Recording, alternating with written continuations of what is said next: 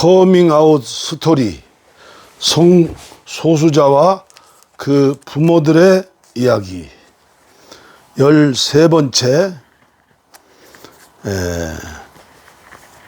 김승섭 교수입니다. 고려대 보건정책관리학부 교수. 아픔이 길이 되려면 저자 김승섭 교수. 제목은 그러기엔 너무 찬란하다. 그러기엔 너무 찬란하다. 어떤 새는 담장 안에 머물 수 없다. 그러기엔 그 깃털이 너무나 찬란하다. 영화 쇼생크 탈출 중 레드 모건 프리먼 분의 대사. 어떤 새는 담장 안에 머물 수 없다. 그러기엔 그 깃털이 너무 찬란하다. 박사과정 학생으로 미국에서 공부하던 시절, 제가 함께 일하던 교수님의 결혼식을 보도한 기사를 뉴욕 타임즈에서 읽은 적이 있습니다. 그 신문 기사를 제가 아직도 생생히 기억하는 이유는 사진 속에 등장하는 두 사람이 모두 남성이었기 때문입니다. 당시 마치 당연하다는 듯이 두 남성의 결혼을 보도한 신문 기사를 보면서 느꼈던 묘한 낯설음이 지금도 기억납니다. 다행히도 당시 제가 공부하던 학교는 성소수자들이 자신의 성적 지향이나 성 정체성으로 인해 차별받지 않도록 항상 세심하게 배려하고 있었습니다. 덕분에 저도 동성애자로 커밍아웃한 교수님의 수업을 듣고 그분의 프로젝트에서 일하며 그 낯설음을 점차 줄여갈 수 있었지요. 거꾸로 가고 있는 한국. 2013년 한국에 돌아와 교수로 일하며 새삼스레 놀랬던 점은 많은 이들이 성소수자에 대한 혐오를 부끄러움 없이 공개적으로 표현한다는 것이었습니다. 온라인에서는 물론이고 일상에서도 성소수자 혐오는 보이지 않는 공기처럼 존재하다 예고 없이 문득 드러났습니다. 언제인가 동성애자인 한 친구가 제게 한국 사회가 감옥 같다는 이야기를 했습니다. 자신이 왜 이런 취급을 당해야 하는지 모르겠다고, 한국 사회가 너무나 답답하다고요. 학교와 직장에서는 성소수자를 보이지 않는 존재로 취급하고, 방송에서는 동성애자를 항상 우스꽝스러운 사람처럼 다루는 게 괴롭다고 했습니다.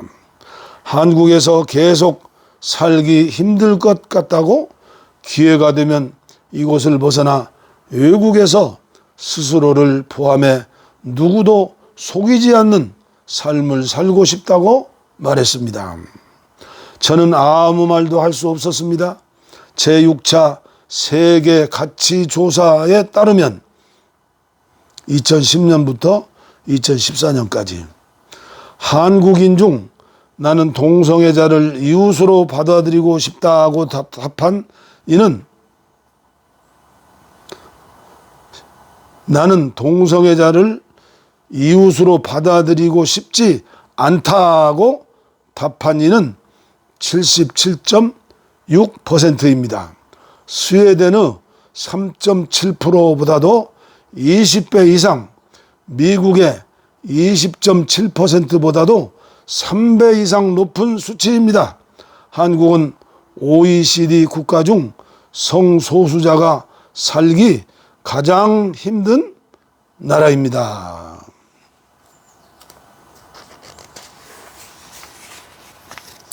성소수자 인권과 관련하여 한국이 얼마나 후진적인지 보여주는 상징적인 사건 중 하나는 2009년 캐나다 이민 난민 심사위원회의 결정입니다. 한국에서 병력 거부를 한 남성 동성애자가 김경환 씨는 캐나다에 난민 신청을 했습니다. 그리고 한국의 상황을 면밀히 조사한 캐나다 정부는 그 난민 신청을 수용하기로 했습니다. 대한민국에서는 동성애가 신에 반하는 죄 또는 정신적 질병으로 간주되고 김 씨를 위한 피난 대안처가 없다는 게 그 이유였습니다.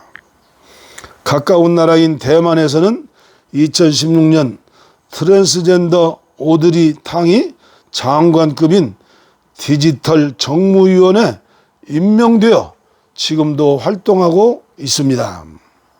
아이슬란드 총리직을 맡았던 요안나 슈기르다르토디르는 커밍아웃한 레즈비언이고 2017년 6월부터 아일랜드 총리로 일하는 네오 바라드카라는 커밍아웃한 게이입니다. 전 세계에서 시가총액이 가장 큰 기업이자 아이폰을 만드는 회사인 애플의 CEO 팀 쿡 역시 커밍아웃한 게이고요. 세계적 앵커인 CNN의 앤더슨 쿠퍼도 헐리우드의 스타 여배우 조디 포스터 역시 스스로의 성적 지향을 자랑스럽게 생각하는 동성애자입니다. 이런 세계적 흐름과 달리 한국은 점점 거꾸로 가고 있습니다. 2014년 표준국어 대사전에서 사랑의 정의가 수정되었습니다. 어떤 상대의 매력에 끌려 열렬히 그리워하거나 좋아하는 마음이라는 뜻풀이를 남녀간에 그리워하거나 좋아하는 마음으로 수정한 것입니다.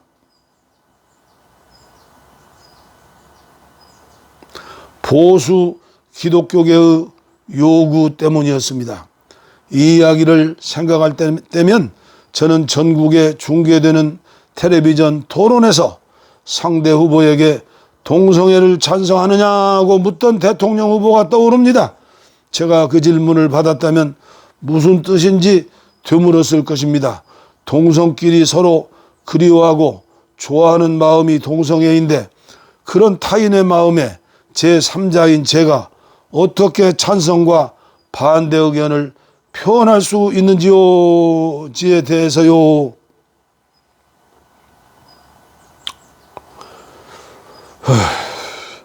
혐오는 사람을 아프게 합니다. 같은 해 교학사에서 출판한 생활과 윤리 교과서는 성적 소수자를 비도덕적이거나 정신적으로 이상하거나 질병을 유발할 가능성이 높은 사람으로 대하는 것은 옳지 못하다는 부분을 삭제했습니다.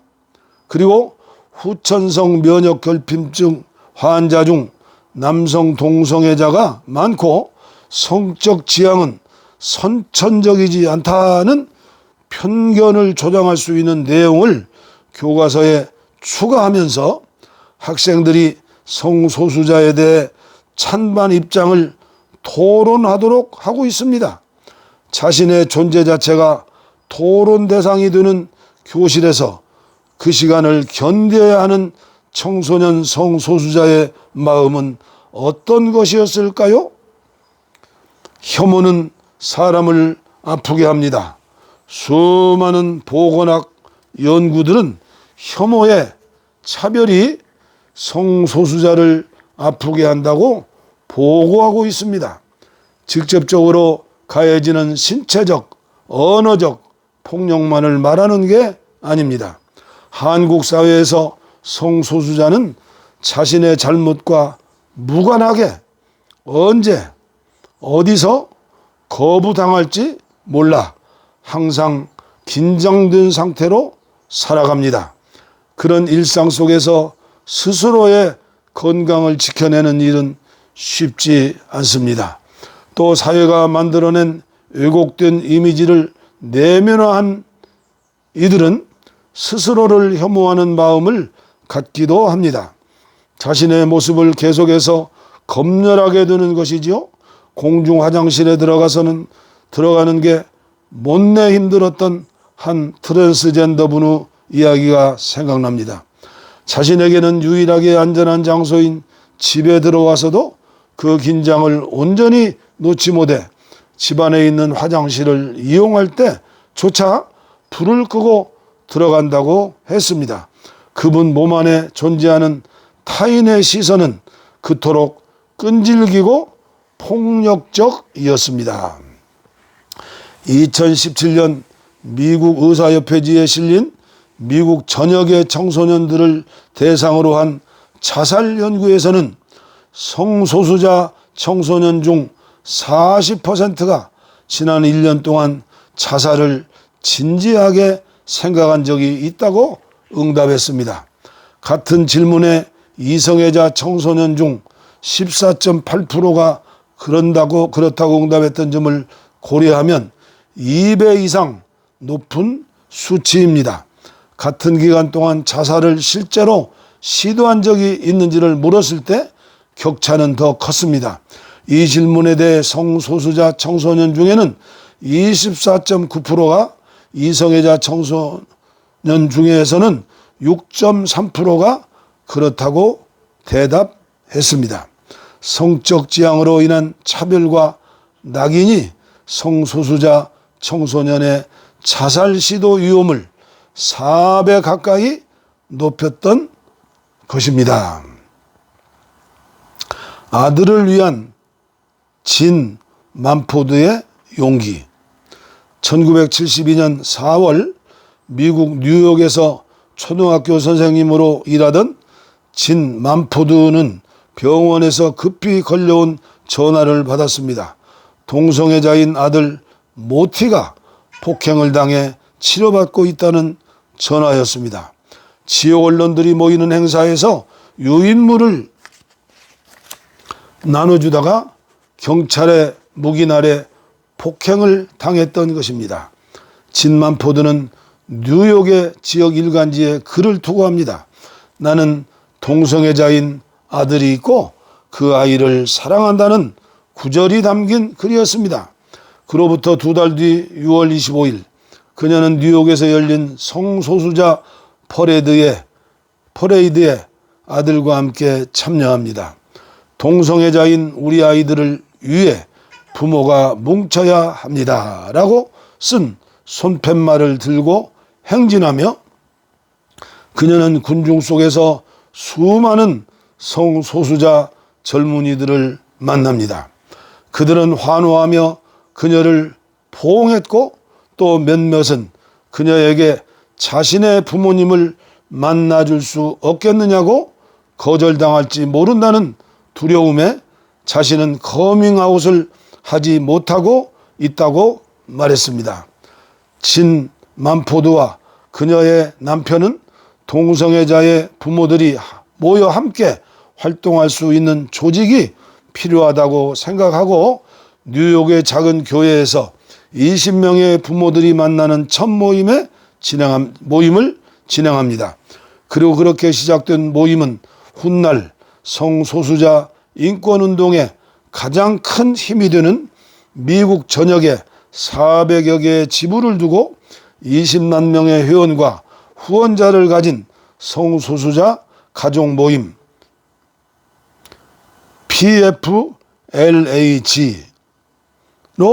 발전합니다. 2012년 오바마 미국 대통령은 그 용기를 기리기 위해 진 만포드에게 훈장을 수여합니다.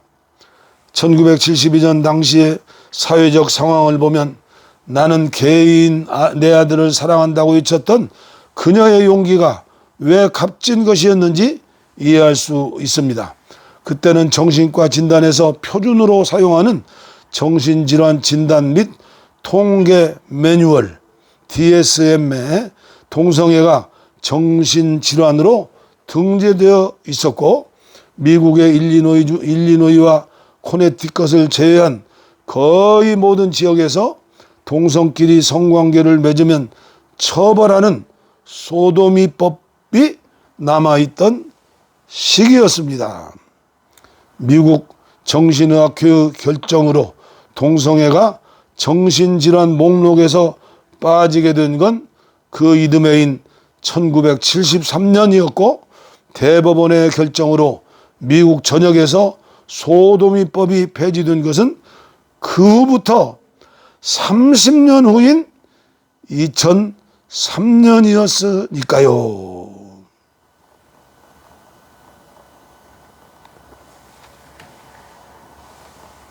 한국교회 앞으로의 미래는 어찌 될까요? 미국에서 30년 후에 2003년에 동성애는 정신질환이 아니다. 그리고 모든 지역에서 동성끼리 성관계를 맺으면 처벌하는 소도미법이 폐지되었다. 2003년이니까 우리 한국교회는 2030년이면 될까요? 안타까운 마음으로 혹을 붙였습니다. 계속해서 읽어드리겠습니다. 벽장 속에 숨어있는 우리 곁의 성소수자들. 저는 레인보우 커넥션 프로젝트라는 이름으로 2016년 성인 동성애자와 양성애자 2335명을 대상으로, 2017년에는 트랜스젠더 278명을 대상으로 그들이 겪는 사회적 환경과 건강에 대해 연구를 했습니다. 설문 항목에는 가족이나 친구에게 커밍아웃을 했는지를 묻는 질문이 있습니다. 옆에 표는 그 결과를 정리한 것입니다. 이건 생략하겠습니다.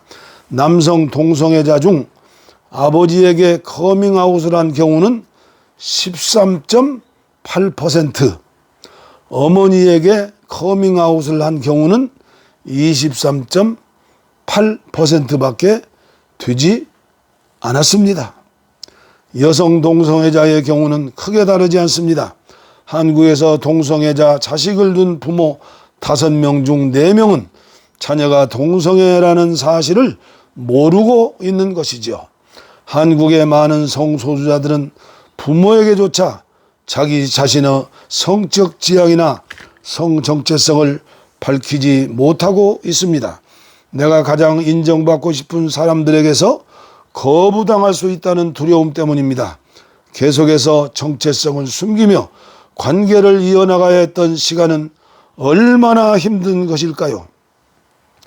미국에는 2002년 시작된 가족 수용 프로젝트라는 연구기관이 있습니다. 어떻게 해야 가족들이 보다 따뜻하게 성소수자 청소년들을 받아들이고 또 지지해 줄 수 있을지에 대해 연구하는 기관입니다. 그곳에서도 2009년 역사적인 연구를 발표합니다. 21세에서 24세 224명의 성소수자를 대상으로 그들이 가족들에게 얼마만큼 인정받고 지지받는지를 측정했습니다. 예를 들어 13세부터 18세까지 당신이 성소수자로서 차별이나 폭력을 경험할 때 당신의 부모님은 당신을 얼마나 자주 비난했나요? 같은 질문을 하고 그 답을 모아 가족 거절이라는 형태로 점수화했습니다. 연구는 그 점수가 가장 높은 집단에서 우울증 발생 위험이 5.9배 증가하고 자살 시도를 할 가능성이 8.4배 증가한다고 보고하고 있습니다. 가족으로부터 부정당하는 성소수자들은 이처럼 삶의 절벽에 몰려 있습니다. 혐오의 담장을 무너뜨리는 길. 언젠가 성소수자 부모 모임에서 강연을 할 기회가 있었습니다. 세월호 참사 생존 학생이나 쌍용 노동자, 해고 노동자에 대한 연구를 하며 예민하고 슬픈 이야기를 사람들과 나누어야 하는 시간이 여러 번 있었습니다. 하지만 부모 모임에서 강연을 할 때만큼은 절실한 눈빛으로 강의를 듣는 청중을 본 적이 없습니다. 저 역시 자식을 키우는 부모인지라 그 마음을 잘 알 것 같았습니다. 내 자식의 몸에 작은 상처기가 나면 그보다 몇 배 더 큰 상처가 가슴에 새겨지는 게 부모니까요.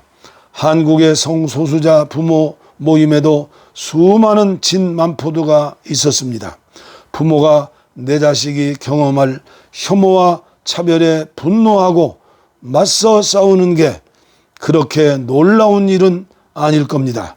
하지만 한국처럼 성소수자 혐오가 심각한 나라에서 그게 쉬운 일일 리 없습니다. 영화 쇼생크 탈출에서 억울하게 감옥살이를 하게 된 앤디 두프레인 팀 로빈슨 분은 여배우 포스터로 감방의 벽을 가리고 20년 동안 작은 동굴을 파서 탈출합니다. 비가 쏟아지는 날 하수관을 기어나와 자유의 몸이 된 앤디가 하늘을 향해 두 팔을 벌린 채 환호하던 그 모습을 특히 좋아합니다. 그 장면은 감옥에서 만난 친구 레드가 했던 희망은 위험한 거야.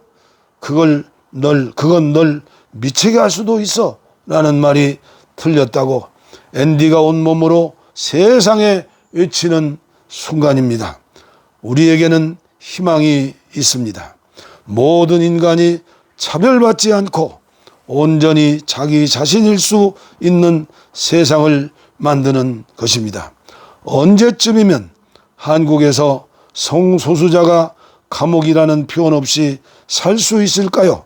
쇼생크 감옥에서 앤디가 탈출하는 데 걸렸던 20년의 시간이면 될까요? 하지만 탈출은 우리의 목표가 될 수 없습니다. 몇몇 사람들이 한국 사회 밖으로 그 담장 너머로 탈출한다고 해결되는 문제가 아닐 테니까요. 어쩔 수 없이 우리의 싸움은 혐오의 담장 자체를 무너뜨려 이 사회를 살아가는 누구도 자신을 숨길 필요가 없는 세상을 만드는 길입니다. 이 책에 실린 여러 이야기들은 왜 이 부모들이 그 막막하고 먹먹한 싸움에 자신의 몸에 상처를 내면서 함께하게 되었는지를 보여줍니다. 모두 다른 언어로 쓰여졌지만 한결같이 말하고 있습니다. 갇혀 살기에는 너무 찬란한 깃털을 지닌 자신의 아이들에 대해서요. 그 변화에 초대해 주셔서 영광입니다. 함께 상처받고 함께 기뻐하겠습니다. 주님의 말씀이 생각납니다. 기뻐하는 자와 함께 기뻐하고 슬퍼하는 자와 함께 슬퍼하라. 주여 한국교회를 축복하여 주시옵소서. 이 엄청난 여리고성과 같은 차별, 벽을 허는 한국의 지도자들이, 교회를 이끄는 지도자들이 용감하게 앞장서 나가는 역사를 주시옵소서. 아멘.